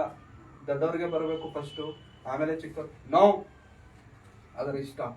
ದೇವರ ಅಪ್ಪಣೆ ಕೊಟ್ರೆ ಯಾರಿಗಾದ್ರೂ ಹೇಗಾದ್ರೂ ಏನಾದ್ರೂ ಬಂದು ಸಾಯ್ತಾರೆ. ಹಾಗಾಗಿ ಪ್ರಿಯರೇ, ಯಾವಾಗ ನಮ್ಮ ಪ್ರಾಣವನ್ನು ನಾವು ಬಿಡ್ತೇವೋ ನಮಗೆ ಗೊತ್ತಿಲ್ಲ ಪ್ರಿಯರೇ. ಪ್ರಾಣ ಬಿಡೋದ್ರೊಳಗಾಗಿ ನಾವು ದೇವರಿಗೋಸ್ಕರ ಏನಾದ್ರು ಮಾಡಬೇಕು. ಪ್ರಾಣ ಬಿಡೋದ್ರೊಳಗಾಗಿ ನಾವು ದೇವರಿಗೋಸ್ಕರ ಏನೋ ಒಂದು ಮಾಡ್ಬೇಕು. ಏನೋ ಒಂದು ಮಾಡ್ಬೇಕಷ್ಟೇ. ಏನಾದ್ರೂ ಮಾಡ್ಬಿಡ್ಬೇಕು. ಏನ್ ಮಾಡ್ಬೇಕು ನಿಮ್ಗೆ ಗೊತ್ತಾಗ್ತಿಲ್ವಾ? ಹೈದರಾಬಾದ್ ಅಲ್ಲಿ ಒಂದು ಯವನಸ್ಥ ಹುಡುಗ ಇದ್ದಾನೆ. ಸೇಮ್ ನಾನು ಹೇಳಿರುವಂತ ಈ ಕತೆ ಇತ್ತಲ್ಲ, ಒಬ್ಬರು ಒಂದು ವ್ಯಕ್ತಿ ಲೋಕದಲ್ಲಿ ಇದ್ಕೊಂಡು ದೇವರಲ್ಲಿ ಬಂದ ಅಂತ. ಆ ವ್ಯಕ್ತಿ ತರನೇ ಈ ವ್ಯಕ್ತಿನೂ ಸಹ ಲೋಕದಲ್ಲಿ ಭಯಂಕರವಾಗಿ ಬದುಕಿ ದೇವರಲ್ಲಿ ಬಂದ ನಂತರ ಕೆಲಸ ಒಂದೇ ಒಂದು ಏನ್ ಗೊತ್ತಾ ಪ್ರಿಯರೇ? ಒಂದು ಶಿಲುಬೆದು ಒಂದು ಫ್ರೇಮ್ ಮಾಡಿಸ್ಕೊಂತಾರೆ. ಶಿಲುಬೆದು ಅದನ್ನು ಭುಜದ ಮೇಲೆ ಇಟ್ಕೊಳ್ಳೋದು. ಈ ಕೈಗಳಲ್ಲಿ ಹೊಸ ಒಡಂಬಡಿಕೆಯ ಬೈಬಲ್ಗಳು. ಒಂದ್ ಕೈಯಲ್ಲಿ ಹೊಸ ಒಡಂಬಡಿಕೆ ಬೈಬಲ್ಗಳು, ತುಂಬಾ ಜನ ನೋಡಿರ್ಬೋದು ಅದನ್ನ. ಇನ್ನೊಂದು ಕೈಯಲ್ಲಿ ಶಿಲುಬೆ. ನಿಂತ್ಕೊಳ್ಳೋದು ಪ್ರಿಯರೇ, ಮೈಕ್ ಇದ್ರೆ ಮೈಕ್, ಕಂಠ ಜಾಸ್ತಿ ಜೋರ್, ಅವ್ರಿಗೆ ಕಂಠ ಜೋರಾಗಿ ಮಾತಾಡ್ತಾರೆ. ರೋಡ್ ಅಲ್ಲಿ ಹೋಗೋರ್ಗೆ, ಬರೋರ್ಗೆ, ಫುಟ್ಪಾತ್ ಅಲ್ಲಿ ನಡೆಯೋರ್ಗೆ ಎಲ್ಲರಿಗೂ ಕೂಡ ಜೋರಾಗಿ ಹೇಳ್ತಿರ್ತಾರೆ, ನಿಮ್ಮ ಜೀವನದಲ್ಲಿ ದುಃಖ ಇದೆಯಾ, ಸಮಸ್ಯೆ ಇದೆಯಾ, ರೋದನೆ ಇದೆಯಾ, ಯೇಸು ಸ್ವಾಮಿ ಹತ್ರ ಬನ್ನಿ. ಯೇಸು ಸ್ವಾಮಿ ನಿಮಗೋಸ್ಕರ ಪ್ರಾಣ ಕೊಟ್ಟಿದ್ದಾರೆ. ಯೇಸು ಸ್ವಾಮಿನೇ ನಿಮಗೆ ರಕ್ಷಕನು, ಯೇಸು ಸ್ವಾಮಿನೇ ನಿಮಗೆ ವಿಮೋಚಕನು. ಆ ಯವನಸ್ಥರಿಗೆ ಬೇರೆ ಕೆಲಸ ಇಲ್ವಾ? ಕಂಪನಿಗೆ ಹೋದ್ರೆ ಒಳ್ಳೆ ಕೆಲಸ ಸಿಗಲ್ವಾ? 30-40 ಸಾವಿರ ಸಂಬಳ ಸಿಗಲ್ವಾ? ಅವ್ರ ಅಪ್ಪ ಅಮ್ಮನ ಚೆನ್ನಾಗಿ ನೋಡ್ಕೊಳಲ್ವಾ ಅಂತಂದ್ರೆ, ಆ ಹುಡುಗನಿಗೆ 30-40 ಸಾವಿರ ಸಂಬಳಕ್ಕಿಂತ, ಆ ಕಂಪನಿಯಲ್ಲಿ ಮಾಡುವಂತ ಕೆಲಸಕ್ಕಿಂತ ಈ ಕೆಲಸ ತುಂಬಾ ಪ್ರಾಮುಖ್ಯ.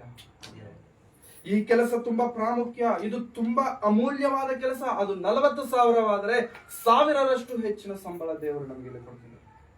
ಆ ಕಂಠವನ್ನು ಎತ್ತಿ ಬರುವವರೆಲ್ಲರಿಗೂ ಕೂಡ ಯೇಸು ಸ್ವಾಮಿನ ಕುರಿತು ಹೇಳಿ ಸತ್ಯವೇದವನ್ನು ಅವರಿಗೆ ಹಂಚುತ್ತಾ ಇರಬೇಕಾದ್ರೆ ಪ್ರಿಯರೇ, ಕೆಲವೊಮ್ಮೆ ಅನ್ಸುತ್ತೆ, ನಾನು ಏನ್ ಮಾಡ್ತಿದ್ದೇನೆ ದೇವರಿಗೋಸ್ಕರ. ಒಮ್ಮೆ ನಾವು ಅರ್ಥ ಮಾಡ್ಕೊಳ್ಳಬೇಕಾದಂಥದ್ದು ಏನೋ ಗೊತ್ತಾ ಪ್ರಿಯರೇ?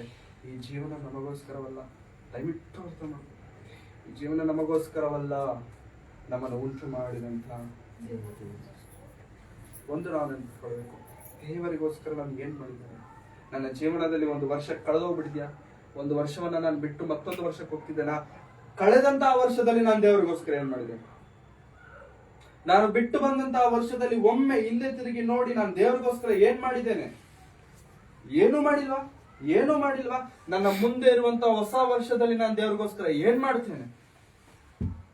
ಇಲ್ಲಿ ನಾನು ಏನು ಮಾಡಿಲ್ಲ, ಇಲ್ಲಿ ನಾನು ಮಾಡಬೇಕು. ಒಂದು ವೇಳೆ ಇಲ್ಲಿ ನಾನು ಸ್ವಲ್ಪ ಮಾಡಿದ್ದೇನೆ, ಈ ಬರುವಂತ ಹೊಸ ವರ್ಷದಲ್ಲಿ ಇದಕ್ಕಿಂತ ಜಾಸ್ತಿ ಮಾಡಬೇಕು. ಇದು ದೇವರ ವಿಷಯದಲ್ಲಿ ನಮಗಿರಬೇಕಾದಂತ ಪ್ರಣಾಳಿಕೆ ಪ್ರಿಯರೇ. ದೇವರಿಗೋಸ್ಕರ ಬದುಕಬೇಕು ಈ ಜೀವನ, ದೇವರಿಗೋಸ್ಕರ ಈ ಉಸಿರು, ದೇವರಿಗೋಸ್ಕರ ಈ ಪ್ರಾಣ. ಸುಮ್ಮನೆ ಅಲ್ಲ ಪ್ರಿಯರೇ, ಸುಮ್ಮನೆ ಅಲ್ಲ. ಸ್ಕೂಲ್ಗೆ ಹಾಕಿದ ತಕ್ಷಣ ಮಗನನ್ನ ನಾವು ಅಂದುಕೊಳ್ತೇವೆ, ಇವ್ನು 10th ಪಾಸ್ ಆದ್ರೆ ಸಾಕು ಅಂತ. ಅವ್ನು 10th ಪಾಸ್ ಆಗಿದ ತಕ್ಷಣ ಯಾವ ಕಾಲೇಜ್ಗೆ ಹಾಕ್ಬೇಕು ಅಂತ ಯೋಚನೆ ಮಾಡ್ತೇವೆ. ಯಾವ ಕಾಲೇಜ್ಗೆ ಹಾಕ್ಬೇಕು ಅಂತ ಯೋಚನೆ ಮಾಡಿದ ತಕ್ಷಣ ಡಿಗ್ರಿಗೆ ಯಾವ ಬ್ಯಾಚ್, ಯಾವ ಕೋರ್ಸ್, ಯಾವ ಏನಂತಾರೆ ಅದನ್ನ ಯಾವ್ದು ಸೆಲೆಕ್ಟ್ ಮಾಡ್ಕೋಬೇಕು, ಡಿಗ್ರಿಯಲ್ಲಿ ಯಾವ್ದು ತಗೋಬೇಕು, ಅದೊಂದು ಚಿಂತೆ. ಅವ್ನು ಡಿಗ್ರಿ 3 ವರ್ಷ ಖತಮ್. ಡಿಗ್ರಿ ಆಗಿದ ತಕ್ಷಣ ಏನ್ ಮಾಡ್ಬೇಕೀಗ? ಅವನು ಕೆಲಸ ಹುಡುಕಬೇಕು. ಅದ್ ಯಾವ ಕೆಲಸ ಹುಡುಕಬೇಕು? ಕೆಲಸ ಮಾಡ್ತಾ 25-26 ವರ್ಷ ಬಂದಿದ ತಕ್ಷಣ ಅಪ್ಪ ಅಮ್ಮ ಮನೇಲಿ ಹುಡುಗನ ನೋಡೋಕೆ ಶುರು ಮಾಡ್ತಾರೆ. ಮದ್ವೆ ಮಾಡ್ಬೇಕಲ್ಲ ಮಗನಿಗೆ, ಮಗಳಿಗೆ ಮಾಡ್ಬೇಕು, ನೋಡ್ತಾರೆ. ನೋಡಿದ್ಮೇಲೆ ಮದ್ವೆ, ಸೂಪರ್ ಗ್ರ್ಯಾಂಡ್ ಮದ್ವೆ ಮಾಡ್ಕೊಂಡ ಮೇಲೆ ಇರೋ ಕಷ್ಟಕ್ಕಿಂತ ಇನ್ನೂ ಕಷ್ಟಗಳು ಹೆಚ್ಚಾಯ್ತು. ನಂತರ ಮತ್ತೆ ಮಕ್ಕಳು ಇನ್ನೂ ಹೆಚ್ಚಾಯ್ತು. ಈ ಯೋಚನೆಗಳಲ್ಲಿ ಕೆಲವೊಮ್ಮೆ ಸಭೆಗೆ ಬರೋದೇ ಬಿಟ್ಬಿಡ್ತಾನ ಅವನು, ಕೆಲವೊಮ್ಮೆ ಚರ್ಚ್ಗೆ ಬರೋದು ಬಿಟ್ಬಿಡ್ತಾನೆ. ಯಾಕೆಂತಂದ್ರೆ ಕಷ್ಟ ಜಾಸ್ತಿ ಆಗ್ಬಿಡೈತೆ, ಭಾರ ಜಾಸ್ತಿ ಆಗ್ಬಿಡೈತೆ, ಚರ್ಚ್ಗೆ ಬರಲ್ಲ ಇನ್ನು ಮೇಲೆ. ಈ ಬರ್ದಿರೋ ಒಂದು ವಾರ ಬರ್ದಿರೋನು 2ನೇ ವಾರಕ್ಕೆ ಕೆಲಸ ಸ್ವಲ್ಪ ಇದ್ರು ಕೂಡ ಈ ವಾರನೂ ಕೂಡ ಹೋಗೋದು ಯಾಕೆ, ಈ ವಾರನೂ ಕೂಡ ಹೋಗೋದು ಯಾಕೆ, ನೆಕ್ಸ್ಟ್ ವಾರ ಹೋಗೋಣ ಅಂತ ಅಂದ್ಕೊಳ್ತಾನೆ. ನೆಕ್ಸ್ಟ್ ವಾರ ಬಂದಾಗ ಹೋಗ್ತಾನ, ನೆಕ್ಸ್ಟ್ ವಾರ ಹೋಗೋದೇ ಇಲ್ಲ. ನೆಕ್ಸ್ಟ್ ವಾರ ಏನ್ ಅಂದ್ಕೊಳ್ತಾನೆ, ನೆಕ್ಸ್ಟ್ ವಾರ ಆ ನೆಕ್ಸ್ಟ್ ವಾರ ಬಂದಾಗ್ಲೂ ಕೂಡ ಸೇಮ್ ಉತ್ತರ, ನೆಕ್ಸ್ಟ್ ವಾರ, ನೆಕ್ಸ್ಟ್ ಅಂತಾನೆ ಸಭೆಗೆ ಬರೋದೇ. ಯಾವತ್ತಿಗೂ ಕೂಡ ಸಭೆ ಬಿಡಬಾರದು ಪ್ರಿಯರೇ. ದೇವರ ಸಮ್ಮುಖವನ್ನ, ದೇವರ ಸನ್ನಿಧಾನವನ್ನ ನಾವು ಯಾವತ್ತಿಗೂ ಬಿಡಬಾರದು. ಈ ರೀತಿಯಾಗಿ ಸಭೆ ಬಿಟ್ಟು ಟೆನ್ಷನ್ಗಳು ಜಾಸ್ತಿ ಆಗಿ, ಪ್ರೆಷರ್ ಜಾಸ್ತಿ ಆಗಿ ಒಂದಿನ ಪಟಕ್ ಅಂತ ಚಟ ಕಡ್ತಾರೆ, ಮುಗಿದೈತಿ. ಮನೆ ಮುಂದೆ ಎಲ್ಲರೂ ಬರ್ತಾರೆ, ನೆಂಟರು ಬರ್ತಾರೆ, ಹೆಂಗೋದ್ರು ಅಂತ ಕೇಳ್ತಾರೆ. ಹೆಂಗೋಯ್ತಾನೆ, ಹಂಗೆ ಹೋಯ್ತಾನೆ, ಎಲ್ಲಾರು ಹೋದಂಗೆ ಇವನು ಹೋದ, ಎಲ್ಲಾರು ಹೆಂಗ ಹೋಗ್ಬೇಕು ಹಂಗೆ ಇವನು ಹೋದ, ಸ್ವಲ್ಪ ಬೇಗ ಹೋದ ಅಷ್ಟೇ. ಎಲ್ಲಾರು ಹೆಂಗ ಹೋಗ್ಬೇಕು ಹಂಗೆ ಹೋದ್ರು, ಸ್ವಲ್ಪ ಪಾಸ್ಟ್ ಬರ್ತಾರೆ, ಪಾಸ್ಟ್ ಬಂದ್ ಅನ್ಕೊಳ್ತಾರೆ, ಚರ್ಚ್ ಬಂದಿದ್ರೆ ಎಷ್ಟು ಚೆನ್ನಾಗಿ ಬದುಕ್ತಿದ್ದೆ, ಇನ್ನೊಂದು ಸ್ವಲ್ಪ ದಿನ ಬದುಕ್ತಿದ್ದೇನೆ ಹೇಳಲ್ಲ ಅಷ್ಟೇ, ಹೇಳಲ್ಲ ಮನ್ಸಲ್ಲಿ. ಚರ್ಚಿಗೆ ಬಂದಿದ್ರೆ ಸ್ವಲ್ಪ ದಿನ ಬದುಕ್ತಿದ್ನೇನು, ಚರ್ಚ್ಗೂ ಬಂದಿಲ್ಲ, ಇಲ್ಲೂ ಬದುಕಕ್ಕಾಗಿಲ್ಲ, ಪ್ರೆಷರ್ ಜಾಸ್ತಿ ಆಯ್ತು, ಇದ್ದಕ್ಕಿದ್ದಂಗೆ ನೈಟ್ ಬಂದು ಮಲ್ಕೊಂಡ, ಬೆಳಿಗ್ಗೆಗೆ ಹೋಯ್ತು ಟಿಕೆಟ್ ಔಟ್. ಇಂಥ ಜೀವನ ಹೇಳ್ಕೊಳ್ಳೋದಕ್ಕೂ ಕೂಡ ತುಂಬಾ ಶೇಮ್ ತರ ಇರುತ್ತೆ. ಹೆಂಗಿರ್ಬೇಕು ಕೊಡ್ತು ನನ್ನ ಜೀವನ, ಹೆಂಗಿರ್ಬೇಕು ಗೊತ್ತಾ ನನ್ನ ಜೀವನ ಪ್ರೇರೆ. ಬದುಕಿದಿರುವಂತದ್ದು ಕೆಲವೇ ವರ್ಷಗಳಾದರೂ ಕೂಡ ದೇವರಿಗೋಸ್ಕರ ಉನ್ನತವಾಗಿ ಬೆಳಿಗ್ಗೆ ನಮ್ಮ ಅಕ್ಕ ಅವರು ನಾನು ಒಂದು ಮಾತನಾಡ್ಕೊಳ್ತಾ ಇರಬೇಕಾದ್ರೆ, ಪಿ ಶ್ರೀನಿವಾಸ್ ಅಂತ ಒಬ್ಬರಿದ್ದಾರೆ, ಸ್ಪಿರಿಟ್ಸ್ ಪ್ರೊಟೆಕ್ಷನ್ ಅಂತ ಒಂದು ಯೂಟ್ಯೂಬ್ ಚಾನಲ್ ಅಲ್ಲಿ ತೆಲುಗು ಹಾಡುಗಳನ್ನ ಬಿಡುಗಡೆ ಮಾಡ್ತಿರ್ತಾರೆ. ಅವರಿಗೆ ಒಂದು ಹುಡುಗ ಇದ್ದಾನೆ, ಒಂದು ಮಗ ಇದ್ದಾನೆ, ವಯಸ್ಸು ನನಗೆ ಸರಿಯಾಗಿ ಗೊತ್ತಿಲ್ಲ, ಬಟ್ 22ರಿಂದ 25 ವರ್ಷದ ಒಳಗಡೆ ಇರ್ತಾರೆ. ಆ ಹುಡುಗ ಒಂದು ಒಳ್ಳೆ ಹಾಡಾಡ್ದ ಬೇರೆ, ಒಳ್ಳೆ ಹಾಡು, ಸುವಾರ್ತೆಯ ಹಾಡಾಡ್ದ ಕೆಲವೇ ದಿನಗಳಲ್ಲಿ ಸತ್ತೋಗ್ಬಿಟ್ಟ, ಪ್ರಾಣ ಬಿಟ್ಟ. ಅಪ್ಪ ಅಳ್ತಿದ್ದಾನೆ, ರೋದನೆ ಮಾಡ್ತಿದ್ದಾನೆ. ಆ ಮಗನ ಮೇಲೆ ಈ ಮಾಳೆ ಹಾಕ್ತಾರಲ್ಲ, ಈ ಹೂವಿನ ಹಾರ, ಇದೆಲ್ಲ ಆ ಮಗನ ಮೇಲೆ ಹಾಕಿರ್ಬೇಕಾದ್ರೆ ಅದನ್ನ ನೋಡ್ಕೊಂಡು ತಡ್ಕೊಳಕ್ ಆಗ್ತೀರ, ಅದೆಲ್ಲ ಆ ಅಪ್ಪ ತನ್ನ ಮೇಲೆ ಹಾಕೊಳ್ತಿದ್ದಾನೆ. ನನಗೂ ಕರ್ಕೊಂಡೋಗ್ರು, ಯಾಕೆ ನನ್ ಬದುಕುದು, ಯಾಕೆ? ಚಿಕ್ಕ ವಯಸ್ಸು, ಏನು ನೋಡಿಲ್ಲ, ಏನು ಮಾಡಿಲ್ಲ, ಚಿಕ್ಕ ವಯಸ್ಸು. ಅದಾದ್ಮೇಲೆ ಅವ್ರ ಅಪ್ಪ ಒಂದು ಹಾಡು ಬರ್ದ ಆ ಹುಡುಗನ ಮೇಲೆ. ಅದಾದ್ಮೇಲೆ ಆ ಹುಡುಗ ಪ್ರಾಣ ಬಿಟ್ಟ ಮೇಲೆ ಅವ್ರ ಅಪ್ಪ ಒಂದು ಹಾಡು ಬರೆದು ಅವ್ರ ಅಪ್ಪನೇ ಒಂದು ಒಳ್ಳೆ ಹಾಡಾಡಿದ್ದಾರೆ ತೆಲುಗಲ್ಲಿ. ಏನಂತ ಹೇಳಿದ್ದಾರೆ, ಈ ನದಿ ಸಮುದ್ರ ಇರುತ್ತಲ್ಲ, ಸಮುದ್ರ ಅಲೆಗಳಿಂದ ಒಡ್ಕೊಂಡು ತೀರಕ್ಕೆ ಬರಬೇಕು. ತೀರಕ್ಕೆ ಬಂದಂತ ಈ ನೀರು ಇಲ್ಲೇ ಇರುತ್ತೆ ಅಂತ ನಾವು ಅಂದುಕೊಳ್ಳುವಂಥದ್ದು ಮೂರ್ಖತನ ತಾನೆ. ಇಲ್ಲೇ ಇರಬೇಕು ಅಂತ ಅಂದ್ಕೊಳ್ಳುವಂಥದ್ದು ತಪ್ಪಲ್ವಾ? ಇಲ್ಲಿಗೆ ಬಂತು, ತುಂಬಾ ದಿನ ಇರಲ್ಲ, ತುಂಬಾ ಸಮಯ ಇರಲ್ಲ, ಮತ್ತೆ ಅದರ ಮನೆಗೆ ಮತ್ತೆ ಅದು. ಇದು ಸತ್ಯವಾದರೆ, ಇದು ನಿಜ ಅಂತಂದ್ರೆ ನಿನ್ನ ಮರಣವು ಕೂಡ ನಿಜನೇ. ನಾವು ಒಪ್ಕೊಳ್ಬೇಕಷ್ಟೇ ಅದನ್ನ. ಆದರೆ ನೀನು ಸಾಯೋದ್ರೊಳಗೆ, ನೀನು ಸಾಯಕ್ ಮುಂಚೆ ಒಂದು ಹಾಡಾಡಿದ್ಯಲ್ಲ, ಆ ಹಾಡು ತುಂಬಾ ಜನಕ್ಕೆ ಆಶೀರ್ವಾದಕರ. ಹಾಗಾಗಿ ನಾವು ಯಾವಾಗ ಪ್ರಾಣ ಬಿಡ್ತೇವೆ ನಮಗೆ ಗೊತ್ತಿಲ್ಲ. ಅದು ಯವರಸ್ಥರೇ ಆಗಿರಬಹುದು, ವೃದ್ಧರೇ ಆಗಿರಬಹುದು, ಮಧ್ಯ ವಯಸ್ಕರೇ ಆಗಿರಬಹುದು. ಯಾವಾಗ ನಮ್ಮ ಉಸಿರು ನಿಂತೋಗುತ್ತೋ ನಮಗೆ ಗೊತ್ತಿಲ್ಲ. ಯಾವಾಗ ದೇವರು ನಮ್ಮನ್ನ ಕರೀತಾರೋ ನಮಗೆ ಗೊತ್ತಿಲ್ಲ. ದೇವರು ನಮ್ಮನ್ನ ಕರೆದಾಗ ನಾವು ಹೋಗ್ಬಿಡ್ಬೇಕಷ್ಟೇ. ಆದ್ರೆ ಆ ಹೋಗುದ್ರೊಳಗಡೆಗಾಗಿ ನಾವು ಏನ್ ಮಾಡಿದ್ದೇವೆ ಅನ್ನುವಂಥದ್ದೇ ದೇವರಿಗೆ ಲೆಕ್ಕ. ನಾವು ಏನ್ ಮಾಡಿದ್ದೇವೆ ಅನ್ನುವಂಥದ್ದೇ ಲೆಕ್ಕ. ಹಾಗಾಗಿ ಏನಾದ್ರು ಮಾಡಿದ್ದೇವ, ಏನಾದ್ರೂ ನಾವು ದೇವರಿಗೋಸ್ಕರ ಮಾಡಿದ್ದೇವೆ, ಒಮ್ಮೆ ನಾವು ನೆನಪು ಮಾಡಿಕೊಳ್ಳೋಣ ಪ್ರಿಯರೇ. ಈ ದಿನದಲ್ಲಿ, ಈ ಕುಟುಂಬದಲ್ಲಿ ಈ ರೀತಿಯಾಗಿ ಸೇರಿ ಈ ಮಾತುಗಳನ್ನು ಕೇಳೋದಕ್ಕೆ ದೇವರು ಅವಕಾಶವನ್ನು ಮಾಡಿಕೊಟ್ಟಿದ್ದಾರೆ. ಅದಕ್ಕಾಗಿ ನಾನು ದೇವರಿಗೆ ವಂದನೆಗಳನ್ನು ಸಲ್ಲಿಸುತ್ತಿದ್ದೇನೆ. ಈ ಸಾಯಂಕಾಲದ ವೇಳೆಯಲ್ಲಿ, ರಾತ್ರಿಯ ವೇಳೆಯಲ್ಲಿ ಒಂದು ಒಳ್ಳೆಯ ನಿರ್ಣಯವನ್ನು ನಾವು ತೆಗೆದುಕೊಳ್ಳೋಣ ಪ್ರಿಯರೇ. ಯಾವಾಗ ಯಾರು ಹೇಗೆ ನಮಗೆ ಬಿಡುವುದರೊಳಗಾಗಿ ನಮ್ಮ ಯೌವನದ ಜ್ಞಾನ, ನಮ್ಮ ಯೌವನದ ಈ ಒಂದು ಆಯುಷ್ಕಾಲ, ನಮ್ಮ ಯೌವನದ ಈ ಒಂದು ಬಲ ದೇವರಿಗೋಸ್ಕರ ನಾವು ಒಳ್ಳೆ ಸ್ವರವಿದೆಯಾ ಹಾಡೋಣ, ಒಳ್ಳೆ ಬುದ್ಧಿ ಇದೆಯಾ ಉಪಯೋಗಿಸೋಣ, ಒಳ್ಳೆ ಜ್ಞಾನ ದೇವರು ಕೊಟ್ಟಿದ್ದಾರಾ, ಏನಾದ್ರು ಬರೀಲಿಕ್ಕಿದ್ಯಾ ಬರೆಯೋಣ ದೇವರಿಗೋಸ್ಕರ. ಏನ್ ಮಾಡ್ಲಿಕ್ಕೆ ಆಗುತ್ತೆ ನಮ್ಮಿಂದ ಅದನ್ನ ನಾವು ದೇವರಿಗೋಸ್ಕರ ಮಾಡಬೇಕು. ಇವಾಗ ಮಾಡಿಲ್ಲ ಅಂತಂದ್ರೆ ಯಾವಾಗ್ಲೂ ಕೂಡ ನಮ್ಮನ್ನ ಮಾಡ್ಲಿಕ್ಕೆ ಸಾಧ್ಯ ಇಲ್ಲ. ಅಂಕಲ್ ಅವರು ಒಂದು ಒಳ್ಳೆ ಮಾತು ಹೇಳ್ತಿರ್ತಾರೆ, ನಾಳೆ ಅಂದೋನ್ ಮನೆ ನಾಳೆ ನಾಳೆ ನಾಳೆ ನಾಳೆ ಅಂತಿರ್ತಾನೆ, ಅವನದ್ ಮಾಡಲ್ಲ, ಅವನದ್ ಮಾಡೋದೇ ಇಲ್ಲ. ಚಿಕ್ಕ ವಯಸ್ಸಲ್ಲಿ ಇವಾಗ್ಲೂ ಬರೀತಿದ್ದಾರೆ ಇಲ್ವ ಗೊತ್ತಿಲ್ಲ, ಡೋರ್ ಮೇಲೆ ನಾಳೆ ಬಾ, ಡೋರ್ ಮೇಲೆ ಒಂದು ಪೇಂಟ್ ಅಥವಾ ಒಂದು ಇದು ಹಾಕಿರ್ತಾರೆ, ನಾಳೆ ಬಾ ನಾಳೆ ಬಾ. ಯಾಕೆ ನಾಳೆ ಬಾ ಅಂತಂದ್ರೆ ರಾತ್ರಿ ಆದ ತಕ್ಷಣ ಮನೆಗೆ ಬರುತ್ತಂತೆ ನೆಂಟ್ರು, ಯಾರು ದೆಬ್ಬ ಬರುತ್ತಂತೆ ಮನೆಗೆ. ಆ ದೆಬ್ಬ ಬಂದ್ಬಿಟ್ಟು ಅದನ್ನ ಓದ್ಬಿಟ್ಟು ನಾಳೆ ಬಾ, ನಾಳೆ ಸರಿ ಆಯ್ತು ನಾಳೆ ಬರೋಣ, ನಾಳೆ ಬಂದ್ರು ಕೂಡ ಮತ್ತೆ ನಾಳೆ ಬಾ. ಮತ್ತೆ ಅದು ಓದಿರೋ ದೆವ್ವ ಅಂತ ಇವ್ರಿಗೆ ಹೆಂಗ್ ಗೊತ್ತಿಲ್ಲ. ಅದು ಓದಿದ್ರೆ ದೆವ್ವ ಆಗಿದ್ರೆ, ಅದು ಓದಿದ್ರೆ ದೆವ್ವ ಆಗಿದ್ರೆ ಅದು ನಾಳೆ ಬಾ ಅನ್ನೋದು ನಾಳೆ ಬಾ ತರ ಇರಲ್ಲ, ಬಾಬಾ ಅಂತ ಹೆಂಗಿರುತ್ತೆ. ಅದ್ ನಾಳೆ ಬರೋದ್ರ ಮೊದಲು ಇವತ್ತೇ ಬೇಗ ಬಂದ್ಬಿಡುತ್ತೆ. ಹಾಗಾಗಿ ನಮ್ಮ ಜೀವನ ತುಂಬಾ ತುಂಬಾ ತುಂಬಾ ತುಂಬಾ ಶಾರ್ಟ್. ಈ ಜೀವನದಲ್ಲಿ ನಾವು ಏನ್ ಮಾಡ್ತೇವೆ ಅನ್ನುವಂಥದ್ದು ತುಂಬಾ ಇಂಪಾರ್ಟೆಂಟ್. ಹಾಗಾಗಿ ಏನ್ ಮಾಡ್ಬೇಕು ಗೊತ್ತಾಗ್ತಿಲ್ವಾ, ಮಾಡೋರ ಹತ್ರ ಹೋಗ್ಬಿಡಿ. ಏನ್ ಮಾಡ್ಬೇಕು ಅಂತ ಕೆಲಸ ಕೇಳಿ ಅದು ತುಂಬಾ ಶ್ರೇಷ್ಠವಾದ. ಏನ್ ಮಾಡ್ಬೇಕು ಗೊತ್ತಾಗ್ತಿಲ್ವಾ ಗೊತ್ತಿರೋರ ಹತ್ರ ಹೋಗಿ, ಸರ್ ಅವ್ರು ಮಾಡ್ತಿದಾರಲ್ಲ ಅವ್ರ ಹತ್ರ ಹೋಗ್ಬಿಡಿ, ಏನೋ ಒಂದ್ ಕೆಲಸ ಮಾಡಿ.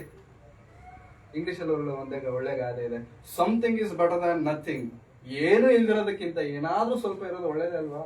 Something is better than nothing. ಹಾಗಾಗಿ ಏನೂ ಇಲ್ದಿರ ಖಾಲಿ ಕೈಯಲ್ಲಿ ದೇವ್ರ ಹತ್ರ ಹೋಗೋದಕ್ಕಿಂತ ದೇವ್ರೆ, ಅವತ್ತು ಆ 2,000 ಜನ ಮೀಟಿಂಗ್ಗಳಿಗೆ ಬಂದಾಗ ಅವರು ತಿಂದಂತ ತಟ್ಟೆಗಳಿಟ್ಟಿದ್ದೀನಲ್ಲ, ನೆನಪಿದೆಯಾ ನಿನಗೆ? ಆಮೇಲೆ ಇನ್ನೇನ್ ಮಾಡಿದೆ ನೀನು ನನಗೋಸ್ಕರ? ಎಲ್ಲಾರು ಪ್ರೇಯರ್ಗೆ ಬರೋದಕ್ಕಿಂತ ಮುಂಚೆ ಅವ್ರು ಕೂತ್ಕೊಳ್ಳೋ ಜಾಗನ ಗುಡಿಸಿದೀನಿ ಗೊತ್ತಾ ದೇವ್ರೆ, ನೆನಪಿದೆಯಾ ನಿನಗೆ? ಹೌದು. ಇದಾದ್ರೂ ನಾವು ಹೇಳ್ಕೊಳಕ್ಕಾಗಿಲ್ಲ ಅಂತಂದ್ರೆ ಏನ್ ಹೇಳ್ಕೊಳ್ತೀವ ನಾವು ದೇವ್ರ ಹತ್ರ? ಅಷ್ಟು ಜನರು ಕೂಡ ಸಂತೋಷವಾಗಿ ಕೂತಿದ್ದಾರೆ ಅಂತಂದ್ರೆ ನಾನವತ್ತು ಕಸ ಗುಡಿಸಿರೋದ್ರಿಂದ, ನಾನವತ್ತು ಲೈಟ್ ಹಾಕಿರೋದ್ರಿಂದ, ನಾನವತ್ತು ಲೈಟ್ ಹಾಕ್ಬೇಕಾದ್ರೆ ಕರೆಂಟ್ ಶಾಕ್ ಹೊಡೆಸ್ಕೊಂಡು ಲೈಟ್ ಹಾಕಿದ್ದೀನಿ. ನೆನಪಿದೆಯಾ ದೇವರೇ ನಿನಗೆ? ನೆನಪಿದೆ. ಮಾಡಬೇಕು ದೇವರಿಗೋಸ್ಕರ ಉಸಿರು, ದೇವರಿಗೋಸ್ಕರ ಜೀವನ, ದೇವರಿಗೋಸ್ಕರ ಬದುಕಬೇಕೆಂಬುದಾಗಿ ಕೇಳಿಕೊಳ್ಳುತ್ತಾ ನನ್ನ ಮಾತುಗಳನ್ನು ಮುಗಿಸ್ತಿದ್ದೇನೆ. ಕರಗಳ ಮುಗಿಸಿ ಪ್ರಾರ್ಥನೆ.